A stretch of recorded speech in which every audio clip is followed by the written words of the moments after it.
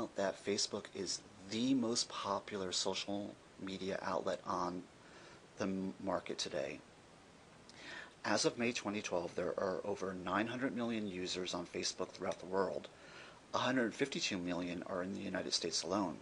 Now, while Facebook really isn't geared for job search, there are some opportunities there that exist that you should be aware of as a job seeker.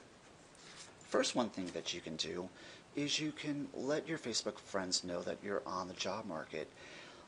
Post on your wall that you're looking for a job. Send them a private message. They may be aware of job opportunities that you may not otherwise normally find out about. Just a little story of someone that found a job as a result of Facebook. A couple years ago, I was looking to hire a communications assistant. It was a part-time position, so I posted on my wall, my personal wall, on Facebook that I was looking to hire someone, and an old colleague of mine, Christine, from the University of Pennsylvania, saw my post and reached out to me. She inquired about the job. We started talking, and I brought her in to meet the managers at the Heldrick Center, and they loved her. We decided to make her a job offer, and we worked out an arrangement so that she can perform all of her duties remotely, so that she can continue to care for her young children, yet get her feet back into the workforce, back into the workplace. It has been a mutually beneficial arrangement that has really exceeded all of our expectations. You should also be aware that Facebook has an application that's called Branch Out. Branch Out, at this point in time, numbers about 11.2 million monthly users, and it provides job listings. It provides over 3 million job listings and listings of over 20,000 internships. It is very similar to LinkedIn in many ways. You can see the connections in your network. You can find job opportunities. You can promote yourself. You can also see job openings at your Facebook friends' companies. So it's just another resource that's out there for you as a job seeker to explore and possibly consider in addition to LinkedIn. Lastly, let me just stress the importance of projecting a positive image on Facebook and on all social media, no matter what you do. As a job seeker, you know the job market is frustrating. The job seeking process is frustrating. But please do your best to avoid bashing others via social media. Avoid negativity at all costs. Avoid using Facebook as a forum to vent about your job search. I've seen this done many times, and it can be detrimental to you as a job seeker. As we've mentioned before, employers are turning to social media to find information about their job candidates. So there's a possibility that an employer is going to see these posts that you have written. So at all costs, project a positive image online and on social media at all times. And on that note, I actually have an example of a young woman we'll call Matilda for this exercise, although that's not a real name. One of the tips I give my friends when any of them are starting a job search, or anyone, first is to Google yourself, because once you Google yourself, that's the first most cursory way. Employers are just going to try to search for information on you, and sometimes that's all they're going to do. So you just want to know what pops up. When I was looking for a job back in 2004, before Facebook and Twitter were all the rage, employers did often just Google people. And I was actually up against another candidate for a position. We were in the final round of the recruiting process, and we were neck and neck. They couldn't decide, the employer couldn't decide who to hire. We were basically identical in every way. Great grades, great resume, interviewed well. So at the last second, they decided to Google both of us. And the young woman that we would be replacing Googled each of us. For myself, they didn't really find anything beyond some high school track race results and some honor society activities in college. However, Matilda had a blog, and Matilda's blog was the first thing that came up in their Google search of her, and it was all about people that she didn't like in college, her roommates, just filled with negative things. And it wasn't anything scandalous that would keep you from getting a job or anything that really was, illegal or horrible, but at the same time, it was negative, just as Rob said. And obviously, an employer is not going to work with someone who seems like they're misanthropic and doesn't like people. So just think about things like that when you're posting on social media, and Google yourself to see if that's the image you want to project to your employers that are going to search you. And just, a few notes about Facebook and privacy. There are some stories now about employers asking for your Facebook password, so be wary of things like that.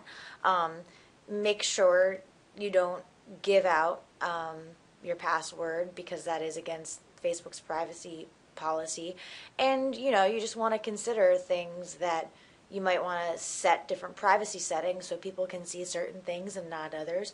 Or you might just want to disengage your Facebook profile from your professional life as much as possible, such as using a first and middle name and not really your last name, or just hiding your profile so people who just Google search you can't view it.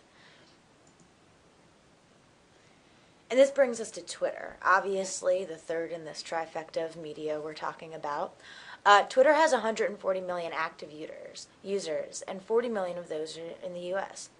As most of you know, it's a microblogging tool. That is, it's limited to 140 characters per tweet. So it challenges you to be short, sweet, to the point. Twitter's a great opportunity to brand yourself. You might use it to connect with other experts in your field, bloggers that you enjoy reading, people you follow you can tweet directly at, and maybe they'll answer you. So, you might consider it not only a way to post a twit pic of what you had for lunch that was so awesome, but you might also want to check out, a blog that someone posts and comment back to that person on it and see if you can engage in a dialogue and establish yourself as an expert. Critically important to using all of these social media tools is don't be shy about the fact that you're looking for a job. When you are looking for a new opportunity, blast it on all your networks. Even though you might separate your Facebook and your social and personal life from your professional life, it still is good to let your networks know that you're looking for a new position, because you never know what could turn up, as we showed you earlier through the example of Christine.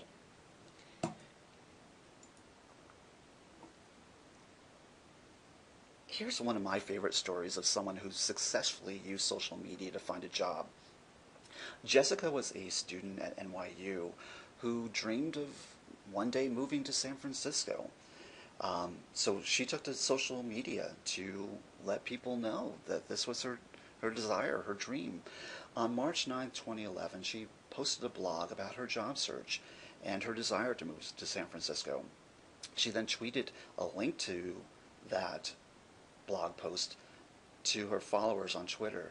That very same day, one of her professors at NYU noticed her tweet and then retweeted it to his 50,000 followers on Twitter.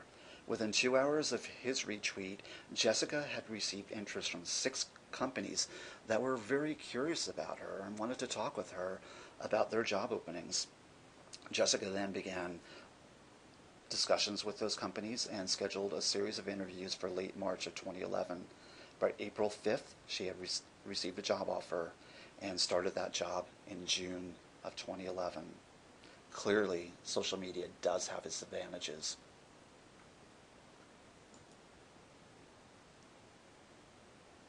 Finally, we're going to wrap with a quick discussion about some other social media tools that you might want to keep in mind as you continue your job search. One thing you might want to consider is starting and maintaining a blog. It's a way to promote your knowledge, your expertise, your wisdom, share it with others. You also might want to consider starting a wiki. A wiki is another forum where you can present your resume, writing samples, presentations, things that promote you and your abilities as a job candidate. And of course, there's also videos. You probably know about YouTube, and you probably have the ability, especially if you have, a laptop with a built-in camera, to shoot videos of yourself. it might be a good idea just to try that as a new way to reach people. Record a video about yourself, talking about your interests, your abilities, displaying possibly some work you've done, and be innovative. Tell people what you're about, what you're looking to do, and send it around. See if someone sees it, and maybe, it's a good way to introduce yourself to people. Beyond just posting a resume or a profile that's static on some website. And if you have any questions, you can email the Heldrick Center at hcwd@rci.rutgers.edu, and we'd love to hear from you. So thank you.